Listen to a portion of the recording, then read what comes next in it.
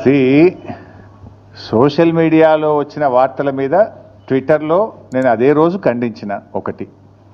రెండు, చివరికి మా నాయకులు దాసోజు శ్రవణ్ గారు ఎర్రోల శ్రీనివాస్ గారికి చెప్పి పోలీస్ స్టేషన్లో కంప్లైంట్ కూడా ఇచ్చి ఆ కంప్లైంట్ను కూడా నా ట్విట్టర్లో పోస్ట్ చేసి ఇటువంటి ఫేక్ ప్రచారం నమ్మొద్దని, తక్షణమే డీజీపీ గారు వీళ్ళ మీద చర్యలు తీసుకోవాలని చెప్పి కూడా నేను రాష్ట్ర డీజీపీ గారిని కోరిన విషయం కూడా మీ అందరికి తెలిసిందే కదా.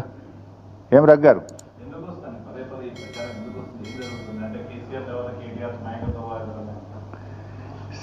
ఆ పంచాయతీ లేదు మా పార్టీలో.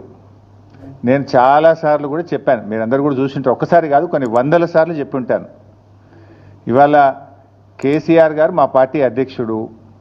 ఆయన యొక్క ఆదేశాలను తూచా తప్పకుండా పాటించే ఒక క్రమశిక్షణ కలిగిన కార్యకర్త హరీష్ రావు అని చెప్పిన.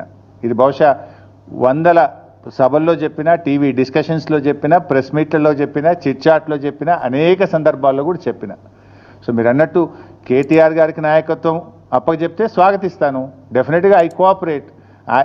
ఒక కార్యకర్తగా హరీష్ రావు పార్టీ నిర్ణయాన్ని, కేసీఆర్ నిర్ణయాన్ని ఎప్పుడైనా శిరసా వహిస్తాడు తప్ప గీత దాటే వ్యక్తి కాదు.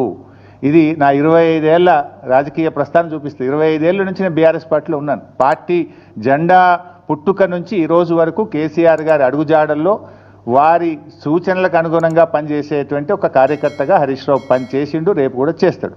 Thank you.